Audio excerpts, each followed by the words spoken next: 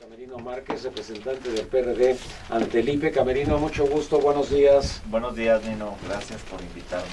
Y también nos acompaña el licenciado Carlos Alberto Pérez Cuevas, ex coordinador del grupo parlamentario del PAN en la Cámara de Diputados. Carlos Alberto, mucho gusto. Nino, muy buenos días, Camerino, y un saludo a todo el auditorio.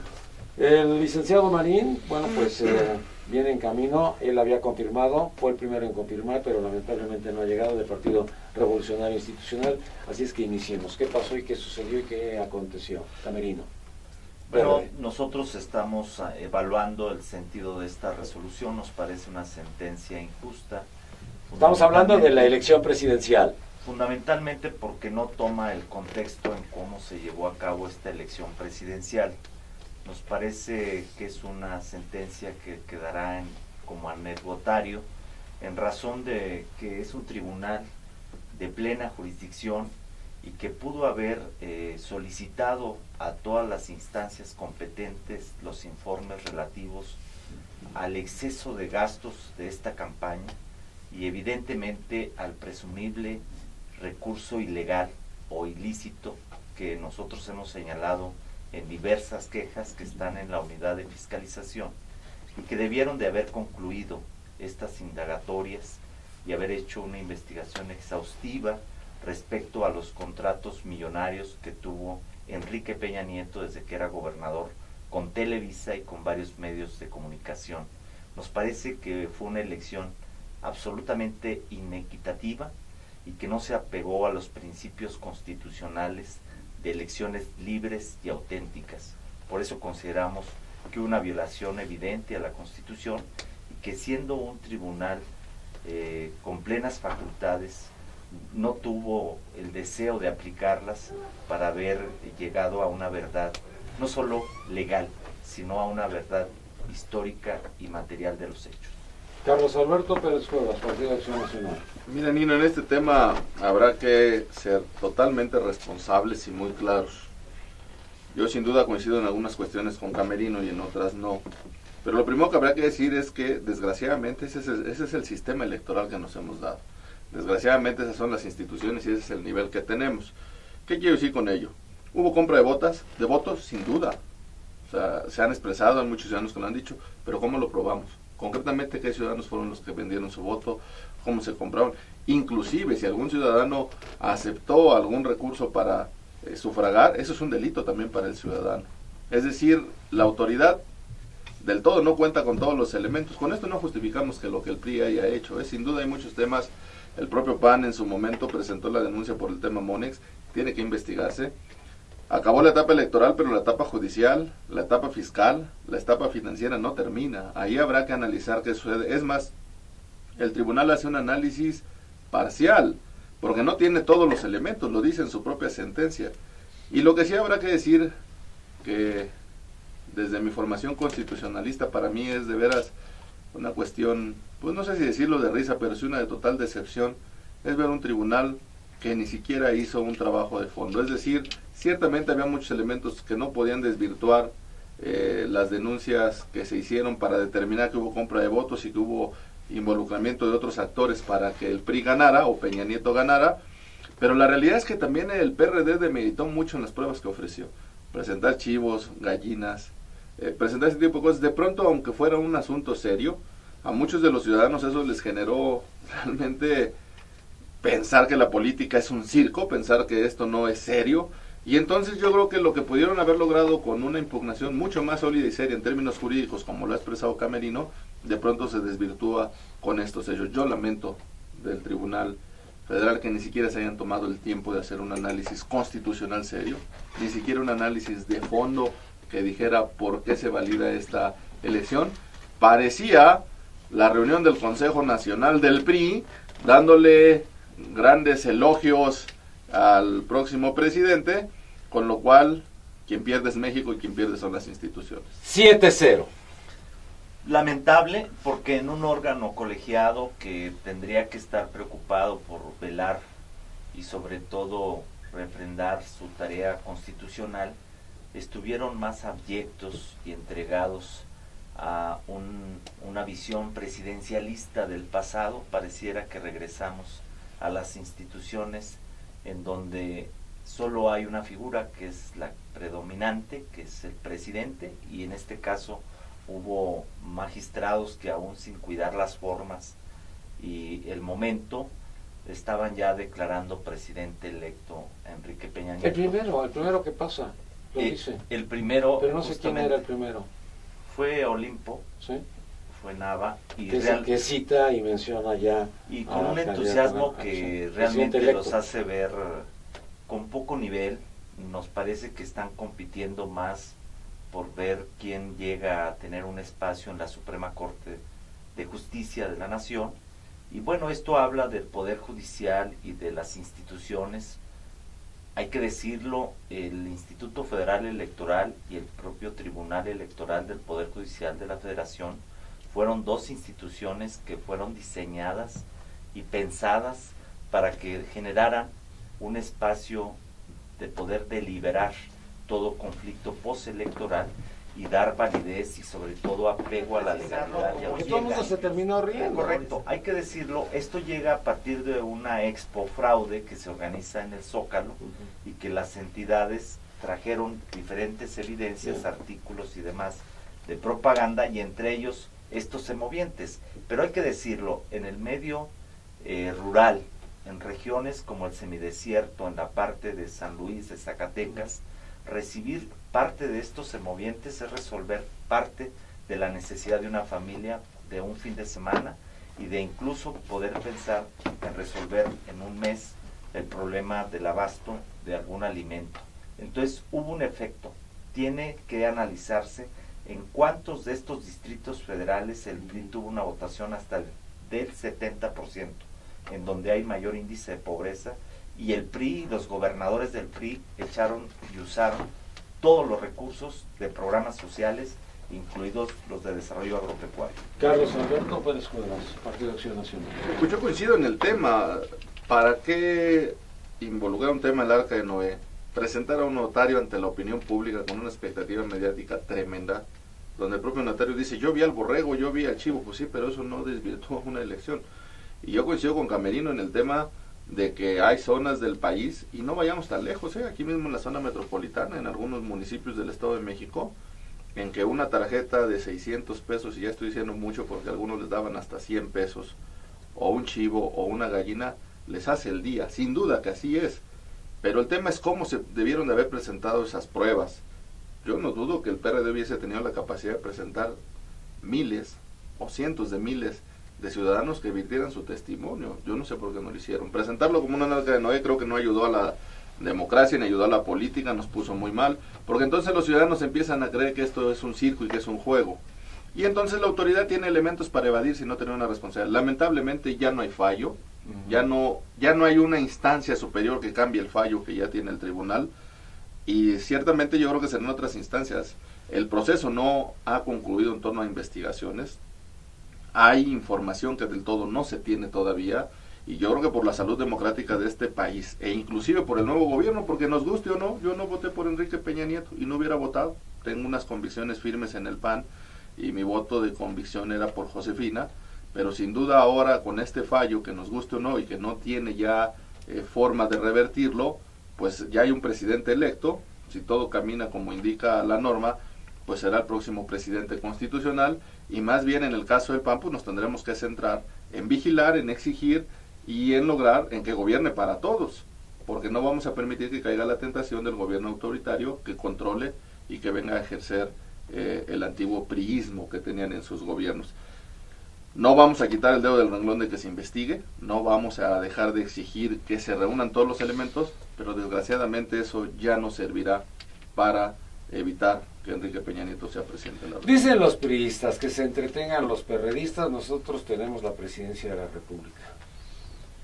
Aquí hay que ver a qué costo y finalmente quién compró la presidencia de la República y con qué recursos. El origen de los recursos económicos, financieros, materiales que fueron, nosotros hemos calculado a partir de una auditoría ciudadana que gastaron más de 4.500 millones de pesos. Se debe de... ¿Cuál era el tope? 300. El tope era 336 millones de pesos. Debe quedar claro que aquí hay responsabilidad legal y constitucional de las diferentes autoridades electorales, pero también de otras, como la propia FEPADE. Hay muchas averiguaciones abiertas que deben concluir y que esperamos que se concluya con consignación de responsables, de funcionarios, servidores públicos de diferentes niveles que utilizaron y desviaron recursos públicos en favor de esta campaña. La propia Comisión Nacional Bancaria y de Valores, la propia Unidad de Inteligencia Financiera de Hacienda, el SAT, y toda esta información la debe de tener el Ejecutivo Federal. Pero hoy nos damos cuenta que al parecer hubo una negociación desde hace 6 años. Habría que preguntar y habrá que dejar para la historia finalmente si estas instituciones, incluido el Banco de México, o están sometidos a un asunto de negociación política o cumplen una tarea constitucional y legal. Y yo no comparto la idea de que esto ya se acabó. Está abierto un procedimiento pero paralelo. si continúa, él no deja la presidencia de la República, o sea, habrá una sanción o sanciones. Bueno, la ley, pareciera que eso es lo que optó el tribunal y el propio Instituto Federal Electoral, de señalar que todo lo de fiscalización era posterior a la calificación de la elección. Ellos habían dicho enero, ¿no? Sin embargo, el artículo 85 del COFIPE sí establecía un procedimiento extraordinario de fiscalización y nunca lo aceptaron, nunca lo admitieron. Fuimos vía una excitativa de justicia ante el Tribunal Electoral, nos denegaron esa solicitud y sin embargo, pues continuaremos atendiendo las diversas quejas, que son 11 quejas que siguen abiertas en la unidad de fiscalización sobre rebases del tope de campañas de Enrique Peña Nieto, sobre el caso Monix, el caso Soriana, y estaremos también dándole seguimiento a otras tarjetas, la tarjeta telefónica con propaganda de Enrique Peña Nieto, que fue entregada por más de 5 millones y que traía un fondeo de 50 y 100 pesos en tiempo aire. Eso finalmente la autoridad lo debe investigar, debe haber contratos y debe señalarse quién lo pagó. También, desde luego, todas las averiguaciones que continúa realizando la propia Fiscalía Especial para Delitos Electorales. Carlos Alberto. Bueno, mira, yo no tengo ningún elemento y no creo, por supuesto, de ninguna manera en lo que se dice de la supuesta negociación de hace 6 años. Si la cabeza hoy de la jornada va a ser usada por la izquierda para decir que eso hubo, es una información desvirtuada. La bancada del PAN saliente, la 61 legislatura, tomamos la decisión de generar una serie de videos que se llamaban, ahorita te digo cómo se llaman, una serie de videos donde los diputados salientes expresamos una serie de acciones. Son 10 temas en general. ¿Cómo te sentiste en esta 61 legislatura? ¿Qué le aportaste a México? ¿Qué lograste hacer? ¿Qué piensas de los liderazgos del PAN? El presidente Calderón, el expresidente Fox, el presidente Madero y una serie de temas. Y hoy la jornada toma una partecita donde dice que alguien cita o pretende hacer creer que el presidente Calderón pactó el triunfo de Peña en 2006. No es así.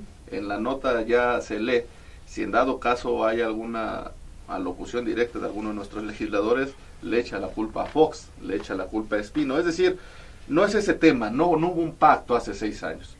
Pensar en ese tema es querer desvirtuar lo que pasó. ¿Qué pasó con el Andrés Manuel López Obrador amoroso y que de pronto cuando vio que las cosas no le resultaban volvió a ser violento? ¿Qué pasó con este esquema de Arca de Noé? Y no se trata de pelearnos entre nosotros, pero yo no observo congruencia. Si una elección es amañada, si hubo compras de votos, que con esto no quiere decir que no lo hubo muchos aspectos de ello, ¿por qué Andrés Manuel no se ha pronunciado en decirles a sus diputados y senadores que no hubiesen tomado protesta? Porque no pienso que hubo un fraude ni compra de votos solo a nivel presidencial, y que en los senadores y diputados no. ¿Y qué pasó con los gobernadores? ¿Y qué pasó con los alcaldes? ¿Y qué ha pasado en el DF? Yo sigo insistiendo en que es un tema de diseño institucional electoral.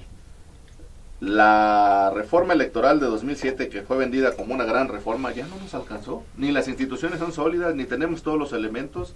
Se han partidizado y se han politizado a nivel partidista muchos de los órganos electorales, y eso tampoco ha permitido que salga, pero tampoco los políticos hemos hecho la tarea que corresponde. Por eso yo no creo que haya existido esta negociación. Yo creo que ese tema que hoy comenta la jornada pues no servirá de mucho a la izquierda como un argumento más, porque están los videos ahí muy claros que hablan sobre muchos planteamientos, y en ese sentido pues habrá que centrarse, más bien coincido con Camerino, en que sí se investigue, por la salud de la democracia mexicana, sí es necesario saber cómo están esas triangulaciones entre empresas fantasmas, porque además el tribunal sí lo reconoce, ¿eh? Monex y algunas otras empresas y demás. Ese es un tema, claro. Tienen razón, ya no está en manos de la autoridad electoral, distinto, pero sí está en manos en el cual hay correlación, en el cual hay relación, pero nunca jamás permitiremos que haya subordinación. Vamos a trabajar y vamos a proponer las necesarias reformas para poder tener instituciones electorales que realmente den certeza jurídica y garanticen imparcialidad, porque nos parece que es fundamental para la vida democrática del país. Defender la democracia y exigir la verdad de este proceso electoral es un derecho que nos asiste como PRD, y la resolución de la Comisión Política Nacional es acompañar al llamado que hizo Andrés Manuel López Obrador el próximo día 9 a una gran concentración en el Zócalo de la Ciudad de México, en donde se determinará la ruta a seguir, porque seguiremos dando la lucha política por la vía legal, con respeto a la Constitución, pero ejerciendo a plenitud nuestras libertades democráticas, como es la libertad de expresión y de manifestación. Hay que señalar que en este proceso hemos agotado una instancia, no descartamos ir a instancias internacionales, como la propia Comisión Interamericana de los Derechos Humanos, y nos parece esencial no dejar de denunciar e insistir que en México hace falta democracia electoral y que vivimos una profunda desigualdad en este país. ¿Por qué no el día 2 de septiembre y por qué hasta el 9 de septiembre? ¿Hay alguna causa o razón? Porque finalmente se tienen que convocar a todos los actores y dirigentes estatales, y nosotros tenemos una próxima reunión el día 5 con gobernadores electos y en funciones, con los coordinadores tanto del Senado como de la Cámara de Diputados y la Comisión Política Nacional, para definir este plan de acción y tomar en consideración todas las opiniones. Yo he visto a Graco pues ya aislándose de este asunto, Marcelo muy contento en Italia, no sé qué pasa con Tabasco, pero como que ya no están inmersos como tú en el asunto. Vienen temas importantes, los gobernadores y los diputados y senadores tienen que representar dignamente a estos cerca de 16 millones de electores que confiaron y depositaron su voto por el movimiento progresista. Actuaremos en favor de aquellas tareas que beneficien al país. Fundamentalmente vamos a discutir sobre el tema fiscal, vamos a tener que hacer propuestas en diferentes temas sobre transparencia y sobre combate a la corrupción. Vamos a tener que participar en aquellas reformas que beneficien en el tema más importante, que es la seguridad pública de este país, y desde luego en el presupuesto de egresos de la Federación, que serán los temas relevantes en estos meses, y paralelamente a ello estarán los actores sociales y los ciudadanos que en plenitud de su derecho puedan expresarse y manifestarse. Carlos Alberto. Yo haría y aprovecharía para hacer dos llamados. El primer llamado sin duda será al nuevo gobierno y a Enrique Peña Nieto, en que tendrá que gobernar y trabajar para todos los mexicanos, y que el PAN estaremos ahí vigilantes, estaremos a la expectativa y estaremos sin duda denunciando lo que consideremos que no. Yo observo que va a haber una gran oportunidad de aprender. Es la primera vez que el PAN es oposición después de ser por primera vez en la historia gobierno federal, 12 años de gobierno federal, pero también es la primera vez en la historia en que el PRI volverá a gobernar el país con un país diferente, con redes sociales, con ciudadanos más preparados y capacitados, con una visión distinta, insisto, no con la democracia totalmente madura, pero un país totalmente diferente, de tal manera que muchas de las cuestiones serán por aprender y por conocer en el futuro cómo se verán. Y el segundo llamado es al PRD, que ejerzan su derecho, al PRD y a las izquierdas, y concretamente a Andrés Manuel López Obrador, que ejerzan su derecho, que sin duda lo hagan con vehemencia, con claridad, con fuerza, pero que nunca alteren el derecho de terceros, que no vuelva a haber manifestaciones que violenten, que cierren calles y avenidas, que eviten que los empresarios y las personas ganen el dinero que todos los días salen a ganar y que a veces pierden por estos bloqueos, y que también a los ciudadanos nos dejen en paz nuestros derechos de libertad,